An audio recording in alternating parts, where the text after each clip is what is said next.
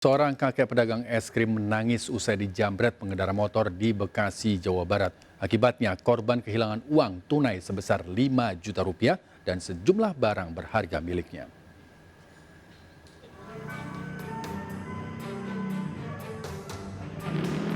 Seorang kakek penjual es krim keliling ini berteriak usai menjadi korban penjamretan di Jalan Tengku Umar, Kelurahan Sepanjang Jaya, Kecamatan Rawalumbu, Kota Bekasi, Jawa Barat. Kejadian ini terekam CCTV milik warga. Korban yang menggunakan sepeda tiba-tiba dipepet pelaku yang menggunakan motor dari arah berlawanan, kemudian langsung menjamret tas milik korban. Pedagang es krim yang kerap berjualan keliling setiap sore ini pun langsung menangis saat pelaku membawa kabur tas miliknya berisikan uang tunai sebesar 5 juta rupiah dan sejumlah barang berharga miliknya. Yang diambil menurut cerita dari si korbannya, dia kehilangan dompet dan uang sebesar 5 juta rupiah. Ada yang lain bang, kayak handphone atau apa? Ya, handphone ada. Dan STNK, KTP. Dia udah buntutin tuh dari belakang. Nah, pas dia udah lihat sepi, dia muter balik, lalu dia langsung jambret. Uang sebesar 5 juta rupiah milik korban diketahui merupakan uang tabungan dari hasil berjualan es krim keliling. Viralnya peristiwa ini membuat warga sekitar berharap agar pelaku segera tertangkap dan tidak meresahkan warga. Dari Bekasi, Jawa Barat, Rahmat Hidayat melaporkan.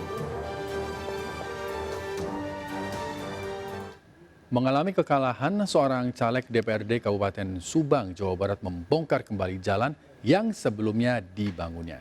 Bahkan ia juga meneror warga dengan menyalakan petasan siang dan malam.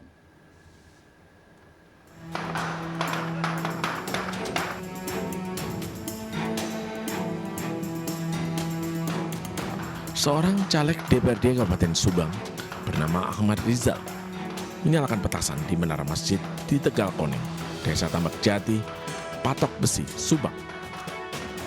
Aksi ini dilakukan Rizal bersama pendukungnya sebagai bentuk teror terhadap warga setelah dirinya kalah dalam Pileg 2024 dari caleg pendatang baru yang juga berasal dari partai yang sama. Aksi dilakukan Rizal membuat seorang lansia berusia 60 tahun mengalami serangan jantung hingga meninggal dunia. Awalnya emang malam gue lagi pulang di infus, cuman pas anak suara petasan kaget. Emang petasannya besar? Besar banget emang. Terus? Ya terus emak itu kan mau tuh kaget jadi gemeteran gitu.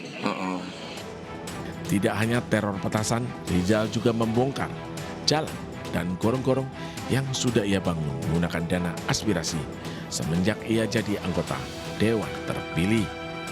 Namanya bangunan emang dapat Mbak Haji Rija ngebangun ya, aspirasi istilahnya, tapi kan ini dapat pemerintah, bukan dapat uang pribadi ya. Gitu Pak. Terus dibongkarnya kapan? Dibongkar lagi malam Senin. Tahu tanggal berapa tuh? Hari Senin. Alasan dibongkar kenapa kata Pak? Ya alasannya ini mah gara-gara beda pilihan kali, barangkali gitu. Warga menyesalkan aksi tidak terpuji caleg gagal tersebut. Sementara pihak dari Rizal belum memberikan keterangan terkait hal yang dilakukannya. Dari Subang, Jawa Barat, Yudi Heriawan melaporkan. Caleg datangi kantor kecamatan untuk meminta surat C1 Plano namun ditolak saksi partai. Informasi selengkapnya pemirsa akan kami hadirkan untuk Anda. Sesaat lagi tetaplah bersama kami.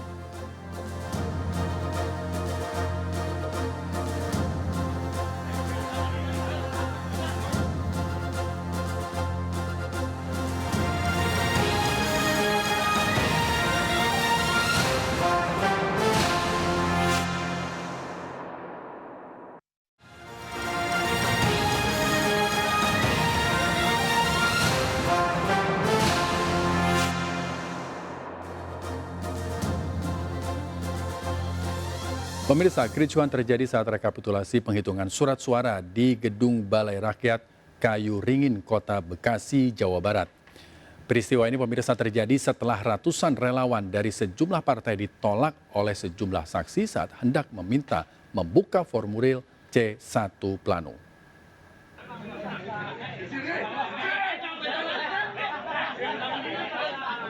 Ratusan relawan caleg dari sejumlah partai terlibat kericuhan dengan sejumlah saksi saat rekapitulasi penghitungan surat suara di Gedung Balai Rakyat Kelurahan Kayu Ringin, Kecamatan Bekasi Selatan, Kota Bekasi, Jawa Barat.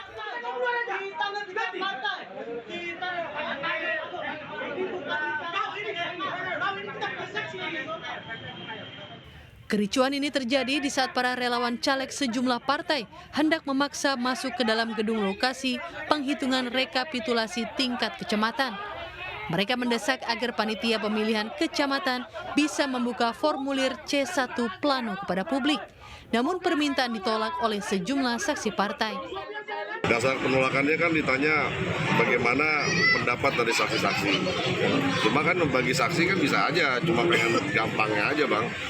Kalau kita kan juga, saya kontestan, saya punya hak. Saya harus tahu dong suara saya berapa. Ya. Gitu. Karena kan saya pikir begini, ini ada lembaga negara yang memang diperintahkan untuk menghitung rekapitulasi suara caleg. Proses rekapitulasi penghitungan surat suara di tingkat Kecamatan Bekasi Selatan, Kota Bekasi, akhirnya ditunda sementara waktu. Dari Bekasi, Jawa Barat, Rahmat Hidayat melaporkan. Pemirsa, KPU Provinsi Sumatera Selatan menggelar pemungutan suara lanjutan lantaran sempat terkendala tertukarnya surat suara antar dapil.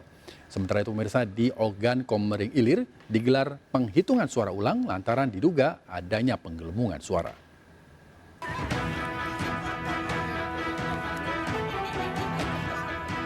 Sempat terkendala tertukarnya surat suara antar dapil pada pemilu 14 Februari lalu, pemungutan suara lanjutan digelar serentak di Kota Palembang, Sumatera Selatan. 3 kecamatan yang melaksanakan pemungutan suara lanjutan, yakni 6 TPS di Kecamatan Kalidoni, 2 TPS di Kecamatan Gandus, sedangkan di Kecamatan Kertapati ada 12 TPS dengan rincian 10 TPS untuk DPRD Provinsi dan 2 TPS untuk DPRD Kota Palembang. Antusias warga mengikuti pemungutan suara lanjutan cukup tinggi. Ingin pastikan bahwa pelaksanaan pemungutan suara lanjutan ini berlangsung aman, tertib, dan lancar. Yang kedua, tingkat partisipasinya juga cukup tinggi, kecuali ada yang meninggal, ada yang keluar kota, dan juga ada yang lansia, tetapi tetap dilakukan sesuai dengan peraturan yang ada. Koordinasi dengan Forkopimda itu sudah mencapai ada yang 68%, 76%. Alhamdulillah masyarakat tetap hadir. Sementara KPU Ogan Komering Ilir juga melaksanakan penghitungan suara ulang di 2 desa di Kecamatan Jejawi, Kabupaten Oki. Hal itu karena diduga adanya penggelembungan suara dan tidak adanya saksi salah satu partai. Dari 2 desa yakni Desa Simpang 4 dan Desa Pedu, ada 10 TPS yang menjadi rekomendasi Bawaslu Oki untuk dilaksanakan penghitungan suara ulang. Sekarang ini kan ada perhitungan suara ulang karena memang ada indikasi penggelembungan suara. Jadi ini sekarang lagi berlanjut. Perhitungan suara itu ada 2 desa, direkomendasi dari Bawaslu itu ada 10 TPS.